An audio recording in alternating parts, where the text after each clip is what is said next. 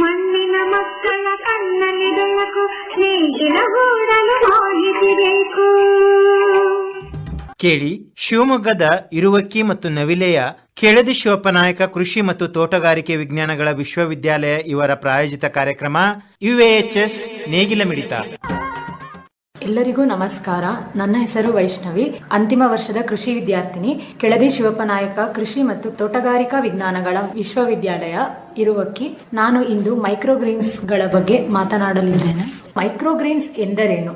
Microgreens ಅಂದರೆ ತರಕಾರಿಗಳು ಮತ್ತು ಸಸ್ಯಗಳ ಮೊಳಕೆ ಹಂತದ ಸಣ್ಣ ಎಲೆಗಳು.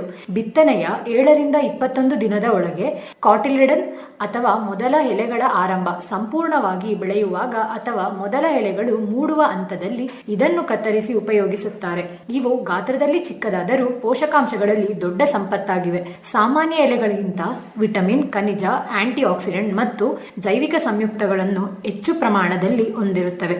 ಮೈಕ್ರೋಗ್ರೀನ್ಸ್ಗಳ ಬಳಕೆ ಪ್ರಾಚೀನ ಕಾಲದಲ್ಲಿಯೇ ಭಾರತ, ಚೀನಾ ಮತ್ತು ಮಧ್ಯಪ್ರಾಚ್ಯಗಳಲ್ಲಿ ಎಳೆ ಎಲೆಗಳು ಮತ್ತು ಮೊಳಕೆಗಳನ್ನು ಔಷಧವಾಗಿಯೂ ಆಹಾರವಾಗಿಯೂ ಬಳಸುವುದರಿಂದ ಆರಂಭವಾಯಿತು. ನಂತರ 1980ರ ದಶಕದಲ್ಲಿ ಅಮೆರಿಕಾದ ಸ್ಯಾನ್ ಫ್ರಾನ್ಸಿಸ್ಕೋ ನಗರದ ಹೋಟೆಲ್ಗಳಲ್ಲಿ ವಿಶೇಷವಾಗಿ ಉಪಯೋಗಿಸಲಾಗುತ್ತಿತ್ತು. ಅಲ್ಲಿಂದ ಇದು ಹೊಸ ಆಹಾರ ಪ್ರವೃತ್ತಿಯಾಗಿ ಬೆಳೆಯಿತು. 2000ರ ನಂತರ ಯುರೋಪ್, ಜಪಾನ್ ಹಾಗೂ ಅಮೆರಿಕ ನಗರಗಳಲ್ಲಿ ಮೈಕ್ರೋಗ್ರೀನ್ ಬಳಕೆ ಜನಪ್ರಿಯತೆ ಗಳಿಸಿದವು.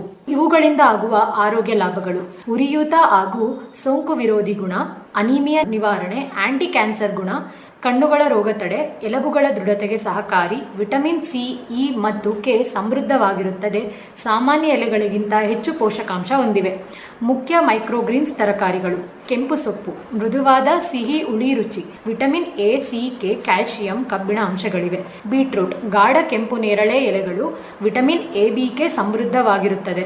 Broccoli, vitamin A, C, protein, calcium, ಕಬ್ಬಿಣ, ರೋಗ ನಿರೋಧಕ ಶಕ್ತಿಗೆ ಸಹಕಾರಿಯಾಗಿದೆ. ಮೂಲಂಗಿ, ತೀಕ್ಷ್ಣ ರುಚಿ, vitamin A, B, C, K, ಕಬ್ಬಿಣ, ಜಿಂಕ್, ಫ್ಲೋಯಿಕ್ ಆಮ್ಲವಿದ್ದು. ಕೆಂಪು cabbage, vitamin A, B, C, E, K, ಖನಿಜಗಳು, ರೋಗ ನಿರೋಧಕ ಶಕ್ತಿ ಹೆಚ್ಚಿಸುತ್ತದೆ. ಅಗಸೆ ಬೀಜ, ಒಮೆಗಾ 3 ಕೊಬ್ಬು ಆಮ್ಲಗಳಲ್ಲಿ ಸಮೃದ್ಧವಾಗಿರುತ್ತದೆ. ಬೆಳೆಸುವ ವಿಧಾನ: ಮೈಕ್ರೋಗ್ರೀನ್ಸ್ ಬೆಳೆಯುವ ಪ್ರಕ್ರಿಯೆ ಸರಳವಾದರೂ ಸೂಕ್ತ ಜಾಗ್ರತೆ ಅಗತ್ಯವಿದೆ. ಮೊದಲು ಉತ್ತಮ ಗುಣಮಟ್ಟದ ರಾಸಾಯನಿಕ ಮುಕ್ತ ಬೀಜಗಳನ್ನು ಆಯ್ಕೆ ಮಾಡಬೇಕು. ಸಾಸಿವೆ, ಮೆಂತ್ಯೆ, ಮೂಲಂಗಿ, ಬ್ರೋಕಲಿ, ಗೋಧಿ ಹುಲ್ಲು, ಕೊತ್ತಂಬರಿ ಮುಂತಾದ ಸಾಮಾನ್ಯವಾಗಿ ಬಳಸಲಾಗುವ ಬೀಜಗಳಾಗಿವೆ. ಸಮತಟ್ಟಾದ ಟ್ರೇ ಅಥವಾ ಪಾತ್ರೆಯಲ್ಲಿ ಕೋಕೋಪಿಟ್ ಅಥವಾ ತೋಟದ ಮಣ್ಣು ಅಥವಾ ಕೊಟ್ಟಿಗೆ ಗೊಬ್ಬರದ ಮಿಶ್ರಣವನ್ನು ಹಾಸಿ ಅದರಲ್ಲಿ ಬೀಜಗಳನ್ನು ಸಮವಾಗಿ ಹರಡಿ ಬೀಜಗಳ ಮೇಲೆ ಸ್ವಲ್ಪ ಕೋಕೋಪಿಟ್ ಅಥವಾ ಮಣ್ಣು ಹಾಸಿ ಹಗುರವಾಗಿ ನೀರು ಸಿಂಪಡಿಸುವುದು. ಮೊದಲ 2 ರಿಂದ 3 ದಿನ ಟ್ರೇಯನ್ನು ಮುಚ್ಚಿ ಕತ್ತಲಲ್ಲಿ ಇಟ್ಟರೆ ಬೀಜಗಳು ಬೇಗ ಮೊಳೆಯುತ್ತವೆ. ಮೊಳೆಯುವಿಕೆ ಕಾಣಿಸಿಕೊಂಡ ನಂತರ ಬೆಳಕಿನಲ್ಲಿಡಬೇಕು. ನೇರ ಬೆಳಕಿಗಿಂತ ತಂಪಾದ ಬೆಳಕು ಉತ್ತಮ. ಪ್ರತಿದಿನ ಸ್ವಲ್ಪ ನೀರಿನ ಸಿಂಪಡಣೆ ಮಾಡಿ ತೇವಾಂಶ ಕಾಪಾಡಬೇಕು. ಹೆಚ್ಚಾಗಿ ನೀರು ಹಾಕಿದರೆ ಬೇರು ಕೊಳೆಯುವ ಸಾಧ್ಯತೆ ಇರುತ್ತದೆ. ಸಾಮಾನ್ಯವಾಗಿ 7 ರಿಂದ 14 ದಿನಗಳಲ್ಲಿ ಮೈಕ್ರೋಗ್ರೀನ್ಸ್ ಕೊಯ್ಲಿಗೆ ಸಿದ್ಧವಾಗುತ್ತದೆ. ಸಸ್ಯಗಳು 2 ರಿಂದ 3 ಇಂಚು ಎತ್ತರಕ್ಕೆ ಬಂದಾಗ ಕತ್ತರಿ ಅಥವಾ ಬ್ಲೇಡ್ನ ಸಹಾಯದಿಂದ ಕತ್ತರಿಸಿ ತಕ್ಷಣವೇ ಬಳಸುವುದು ಉತ್ತಮ. ಕೊಯ್ಲಿನ ನಂತರ ಮೈಕ್ರೋಗ್ರೀನ್ಸ್ ಶೀಘ್ರ ಹಾಳಾಗುವ ಸ್ವಭಾವ ಹೊಂದಿವೆ.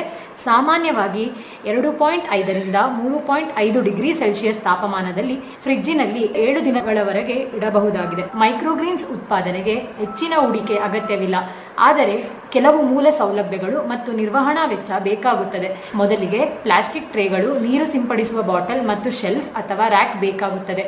ಇದಕ್ಕೆ ಪ್ರತಿ ಟ್ರೇಗೆ ಸುಮಾರು 10 ರಿಂದ 20 ವೆಚ್ಚ ಬರುತ್ತದೆ. ಬೀಜಗಳ ವೆಚ್ಚ ಬೆಳೆ ಪ್ರಕಾರ ಬದಲಾಗುತ್ತದೆ, ಆದರೆ ಒಂದು ಟ್ರೇಗೆ ಸರಾಸರಿ ₹10 ರಿಂದ ₹25 ಖರ್ಚಾಗುತ್ತದೆ.